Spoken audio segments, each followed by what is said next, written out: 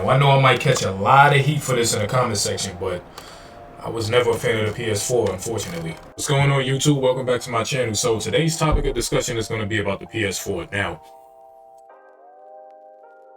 I'm going to be completely honest with you guys.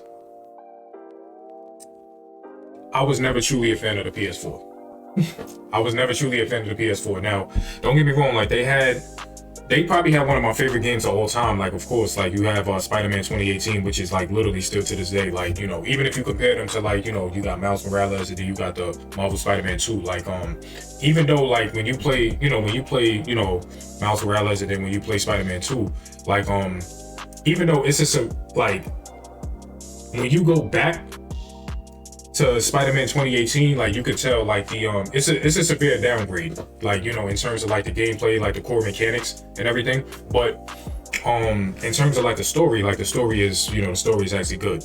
Now, I mean, of course you got games like, you know, God of War and everything like that, you know, and that's also another thing where like I'm pretty sure I might catch. Now, one thing I noticed what Sony does, like with their you know, with their video games, especially like their big like exclusives, like they tend to make it into like a cinematic thing, like, you know, so it's more so a movie as opposed to a game. So it's like they prioritize story over gameplay, you know. Now, don't get me wrong, like, you know, you got games like The Last of Us, which Last of Us is fire. Like it actually took for a friend to put me on to The Last of Us because I was actually more of an Uncharted fan. Like, I'm an Uncharted fan, and I know, you know, I like Uncharted, you know, Uncharted and Naughty Dog. Well, I guess you could say like The Last of Us and Uncharted are both made by Naughty Dog. So I kind of felt as if, like, being that I was so much of a fan of Uncharted, like, I kind of always felt like, you know, it had to be one or the other. I feel like I couldn't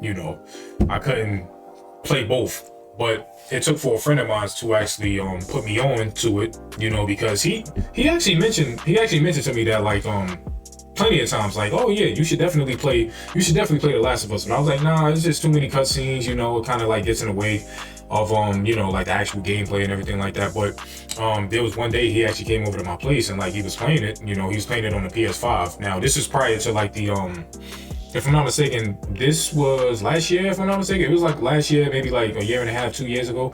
But like he was actually playing the PS4 version on the PS5. So it was pretty much like the upgraded, you know, version. You know, and this is prior to like the actual remaster coming out. And, you know, I was just kind of like sitting down and watching him play. And I was like, oh, okay, maybe I did sleep on this game. You know, so he played it and I was like, oh, okay. Like, so after he left, I kind of got into it. You feel me? So that's kind of like the origin story behind how I got into Last of Us, because, you know, like I said, even like with the first Last of Us, because that specific, you know, one that I was referring to was actually part 2, you know. So it's crazy how like I actually beat part 2 before I, you know, beat part 1. Now, I played part 1, like I, you know, bits and pieces of it like here and there, you know, during the 2010s, and like, I don't know, like I just felt like the gameplay was just, you know, like the mechanics was a little bit too slow for me, you know. And the thing with me was I was just comparing it to Uncharted too much, you know. Like if I actually sat back and like actually looked at it as its own game, then, you know, I'm pretty sure it would have grew on me probably like a little bit earlier. But it took for like a friend of mine to like, you know, let me know like, okay, nah, this is actually fire. And then I had to sit back and actually watch him, you know, play it, you know. And like I said, like, you know, when he was playing it, I like what I seen, so I was like, all right, yeah, let me get into this. Maybe I was being a little bit too hard on this game. Now back to like the PS4. Now, the reason why I say the PS4 is overrated is because not only now, so what I'm about to say could kind of like apply for the PS5 as well. Now, when the PS4 was out, there wasn't really too many games that came out for the PS4. Like, as I recall, like I don't remember, like outside of like, you know, Spider-Man 2018 and then like, you know, clearly God of War, like, even though like I said, me myself, I'm not really a fan of God of War, but like the common consensus is that God of War was like one of them ones for like the PS4, you know. So God of War, damn, I'm trying to think of another, and then clearly like The Last of Us, you know. Outside of those games, like there weren't really too many memorable games. Like I remember I actually had got what's that, Watch Dogs. Watch Dogs was this was actually the first Watch Dogs that came out. Now, I remember I had played the demo and everything like that, and, you know, it was decent, but then I kind of looked at it like it was a GTA ripoff.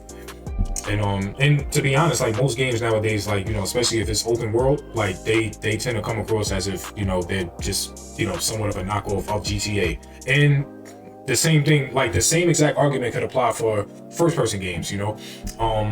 Like I'm a fan of Resident Evil, you know, I'm a fan of Resident Evil, and like one thing that I noticed about Resident Evil is that they take in, you know, once they implemented, like, or I guess you could say once they incorporated first person into, you know, like the gameplay, like with Resident Evil 7.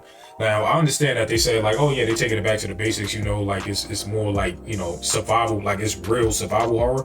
Like don't get me wrong, the game was scary, you know, but I don't know, I just feel like it kind of like takes away from like the essence of Resident Evil when you make a game that's like, you know, a game that started out as fixed camera, you know, because it's already bad enough that, like, you know, people, you know, they're upset with the fact that like it's no longer a fixed camera angle, like when it comes to Resident Evil.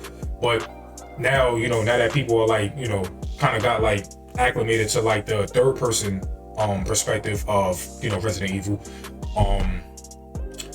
then, you know, it's bad enough. Like it took people some time to like really get used to that, you know, third person, you know, which I'm a big fan of. Like I feel like third person, I was never a fan of first person games like ever, you know, but so people actually just, you know, got used to like third person for, you know, for Resident Evil, and then eventually, like once they switched it over to I guess you could say like first person, it was like, all right, now it's kind of like feeling like Call of Duty. It's like now it's like losing like what, you know, it's kind of like losing the essence in a way, you know. So I'm actually glad like with this new Resident Evil 9, which is actually, you know, Requiem, like I'm actually gonna get that. I actually already pre-ordered it not too long ago. So that's a game that I'm going to be playing, and I'm actually glad that it would have been better if they kind of just left the first person out altogether, but I'm just glad that they actually gave you a choice now, because I kind of, like I said, like I really don't like when they lock you into like, okay, like this is a Resident Evil game and this is going to be first person and this is how you have to play it. Like, and I didn't even play Resident Evil 8. I didn't really care for that. Like, you know, I think I played the demo and then that was about it. Like I kind of just, you know, played the demo and then kept it moving. And then another reason for why like I'm not really like the biggest fan of the PS4, which, you know, I don't know if I could like really blame the PS4 for this, but, you know, or it's just more so like you know, I guess like time progressing. But my favorite console of all time is actually the PS3. Like, I mean, if you take a look at one of my you know, videos that I made just recently, I'm kind of like, you know, just documenting how much, you know, how much of a fan of the PS3 that I am. But the one thing that I noticed is that once the PS4 had came out, it's like it took away from, you know, remember the era of like the PS3 when you were actually able to, you know, download videos, you was able to download screenshots, you know, I guess wallpaper you would call it, and you was able to download music from like those websites.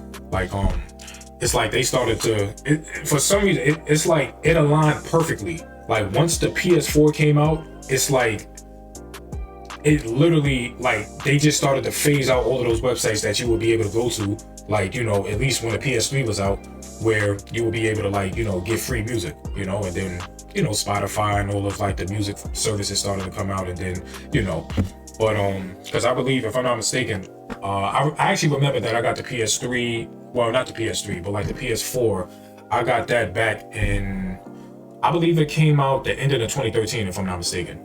Yeah, so I'll never forget it. I went to GameStop with my mom and like, you know, we purchased it. Funny story about that is like, when I went to go purchase it, I actually wanted to just get like, you know, I just wanted to get the system like itself, you know, but when I got there, like, you know, like the employee at GameStop, he was telling me like, oh yeah, like, you know, you have to get an attachment with it, you know, but it's crazy because he said it in a way that made it seem as if like it was actually like mandatory, like I had to get it in order to like be able to like purchase the system altogether.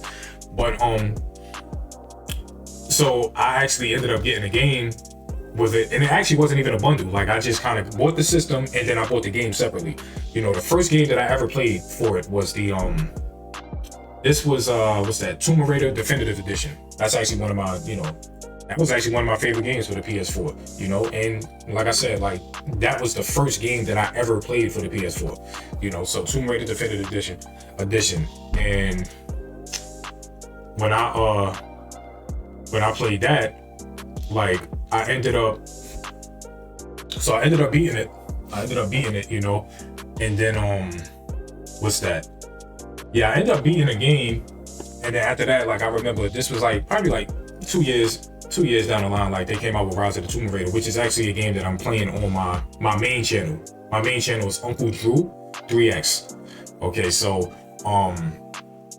and it's crazy because like that game literally came out in 2015, like, and I'm just now playing it, like literally I just recently started playing it for the first time like the other day, because the only reason why that's the case is because when I first, I guess you could say like when I first got the or when, I guess you could say rather like when the Rise of the Tomb Raider had came out, like it came out as an exclusive for Xbox. Like it was actually an exclusive for Xbox. And like I said, once I beat Definitive Edition, which was the first Tomb Raider, like I was actually, I was looking forward to, the sequel, Rise of the Tomb Raider. But like once I seen the commercials and everything like that back in 2015, and then it was like, oh, it's actually going to be an Xbox exclusive. I'm like, yo, that's crazy. Like, I was kind of mad about that, but somewhere, down the line, like they ended up making it making it available for the PS5, or not the PS5, but like the PS4. Now, and it's crazy because I had to really think back. I'm like, I know I'm not bugging. Like I know this game was not for the PS4 at first. Like this game was not for the PS4, and then like I had to look it up the other day, and then come to find out like it was actually they said yes, it's actually true that it came out for, it came out as an exclusive for the Xbox at first. And then I think like maybe like a couple of months later, that's when they kind of like ported it over to the PS4. But yeah, so that's kind of like my story when it comes to like the PS4. As I said before, like I'm just not like the biggest fan of it, like at all. Like don't get me wrong, I had like some fun moments with the PS4, but like when I think back to like all the systems that I played, like I don't know, like that was actually the system where I felt as if like I was done with gaming. Like if it wasn't for me seeing like the trailer for the PS5, like I think like I would have been done. Like after the PS4, I think I would have been done with gaming like altogether. But it was a PS5 it was a PS5 trailer that kind of like reeled me back in, and I was like, oh no, I have to get this, and that's kind of like another story, but yeah, but like before I leave, definitely before I leave, like I wanna ask a question. Like, do you feel like the PS4 was overrated? And out of all the PlayStations, what was your favorite PlayStation? With that being said, thank you for watching. See you next time.